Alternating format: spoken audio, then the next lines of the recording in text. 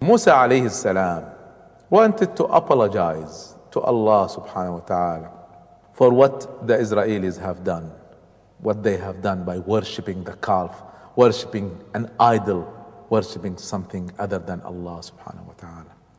So he decided to take these 70 people who were neutral. These are the best among the Israelis.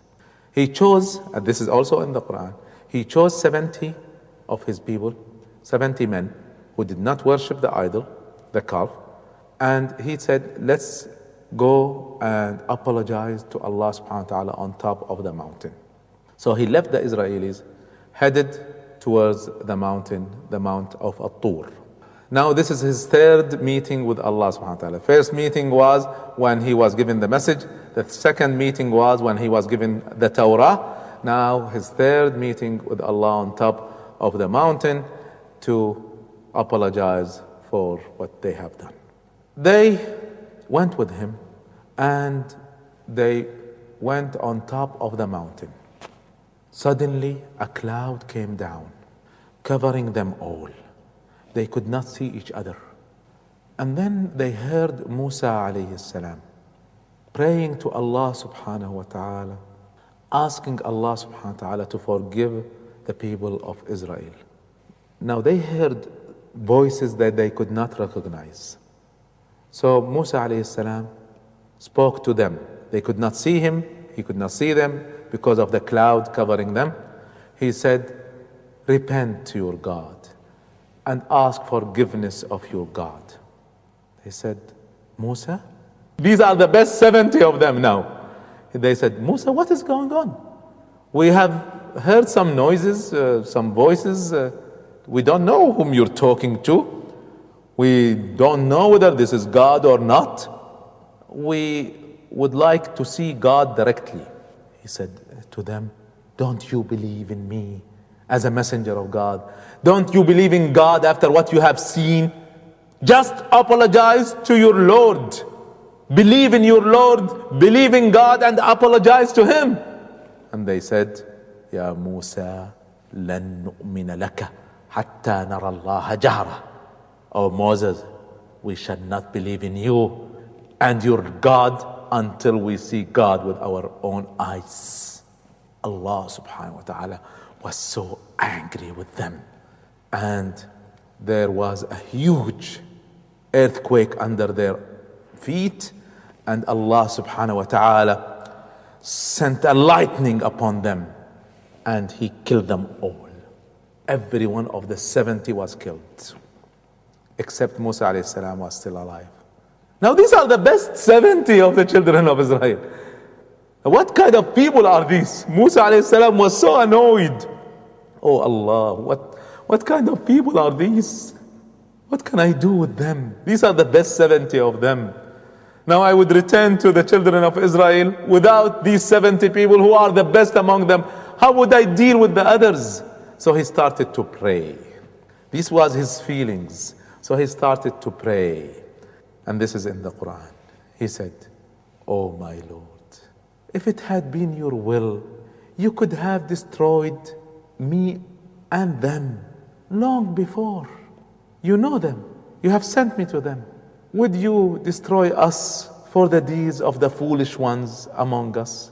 This is your trial. You are testing them, and they have failed. Oh Allah, be it your cause, whom it is your choice, whom you lead astray and whom you guide to your right path. Oh Allah, you are my protector. Forgive me and forgive them. Give us your mercy. You are the best to forgive. Ordain upon us that which is good in this life and in the hereafter. I have turned to you. We have turned to you.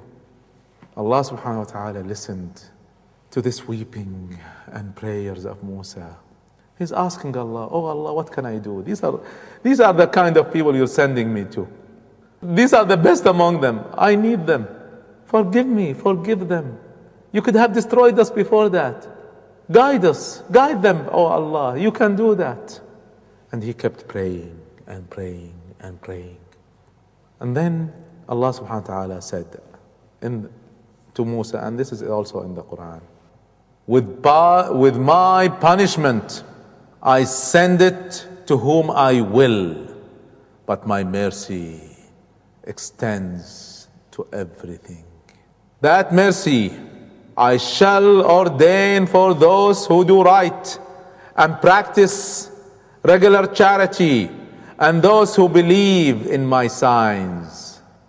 And then he told Musa alayhi salam, I listen to you, and I shall accept your prayers, and I will give them another chance. What is this other chance?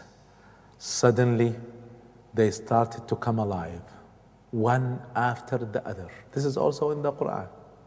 ثم بعثناكم من بعد موتكم وأنتم تنظرون. We have raised you from the dead while you look. What does it mean? While you look, they did not come back to life together. One of them would come alive, and he would watch the other dead, and then another one would come alive, and they both would watch the third one come alive, and so on. They saw each other dead and coming back to life. They have witnessed death themselves, and they came back to life.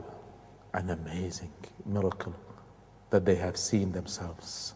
This is the 12th miracle they see with their own eyes.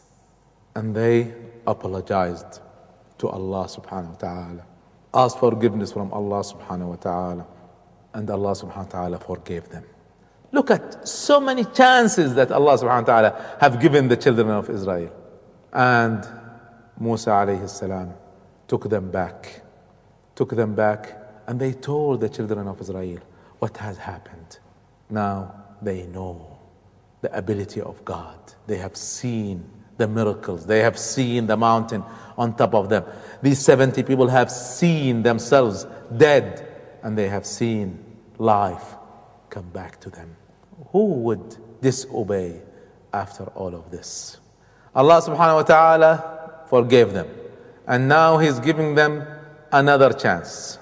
Now you move from Sinai into Palestine, and you are ordered when you reach Palestine that you go to Cherokee, the Haifa village.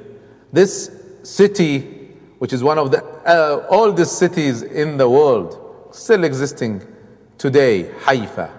Some scholars say they went to Jerusalem, but most scholars, and in my research, it is Haifa. They went to this city, the great city of Haifa, and they were given the orders that you shall conquer Haifa and start your own state in Palestine. Now, before I continue, I want to say something about the claim of the Israelis that Palestine is their own land, it is their promised land. Let me say something about it. First of all, they never lived in Palestine as the children of Israel. Who is Israel? Israel is Jacob, the son of Isaac, the son of Abraham. Jacob himself did not live in Palestine more than 90 years. His children did not live in Palestine because they moved to Egypt, and they lived in Egypt with their brother Joseph alayhi salam. So, although they were born in Palestine, but they moved to Egypt, and they lived in Egypt for 400 years. Some scholars say 600 years. They did not live in Palestine. Before Jacob, they were not in Palestine. After Jacob, they were not in Palestine. Now, for the first time after so many years, they came back to Palestine. Now, for the first time with Moses, they are promised Palestine on the condition that they conquer the city of Haifa. But they refused.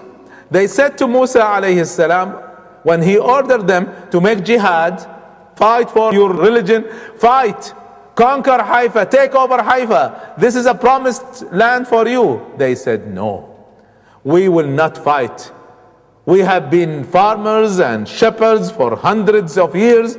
We have been slaves. We don't know how to use weapons. We don't know how to fight.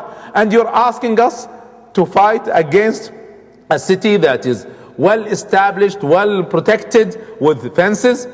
We cannot do it. Then Musa alayhi salam was given the order of Allah subhanahu wa ta'ala. Tell them one thing, it's a very simple order. You are not ordered to take over the whole city. You're hundreds of thousands of you, and there are only few hundred men inside the city. All I'm asking from you is to attack only the gate of the city, just the gate. If you conquer the gate, my promise to you is that you will take over the city and the whole of Palestine. Just listen and obey this order. Take over the gate. This is also in the Quran. ادخلوا عليهم الباب. Just take over the gate. فإذا دخلتموه فإنكم غالبون. If you take over the gate, you shall be victorious. They said, Musa, listen to us. These people are fighters inside the city, and these are giants because they were tall and large in size, and we will never attack them. We cannot fight against them. Musa alayhi salam tried to convince them, come on, it's just the gate. You are hundreds of thousands, it's only a few hundred men there. And they said to Musa, listen, you and your God go and fight. We shall sit down here and we will not fight. Just imagine, just one order, just take over the gate. And they refused totally to listen to Musa alayhi salam. What kind of people are these? After they have seen 12 signs, 12 miracles of Allah subhanahu wa ta'ala, they still refuse. Allah subhanahu wa ta'ala is telling us this story with a message. Don't be like them. Then don't disobey the orders of your Lord. Don't be like the children of Israel. And they refused totally. Musa alayhi salam went to the 70 men that saw the miracle with their own eyes. He went to them and he said to them, come on, fight with me. And they said, Musa, in this land are a people of exceeding power. Never shall we enter it until they leave it. Once they leave it, then we shall enter it. Meaning we will not fight. If we can conquer it with peace, fine. Otherwise, you're asking us to fight? No. Only 2 men that Allah had bestowed His grace and mercy upon said, assault the city, assault the gate. When you are into the gate, victory shall be yours. Put your trust in Allah and in your faith. And no one else would listen. Who are these 2 men? Only the 2 prophets, Musa, Moses, and Harun, Aaron, peace be upon them. The 2 great messengers of Allah. Only these 2 accepted to obey Allah. Hundreds of thousands of Israelis, none of them, even the ones that died and came back to life, none of them would listen. Musa alayhi salam went to and supplicated and prayed to Allah subhanahu wa ta'ala. He said, oh my Lord, I have no one but myself and my brother.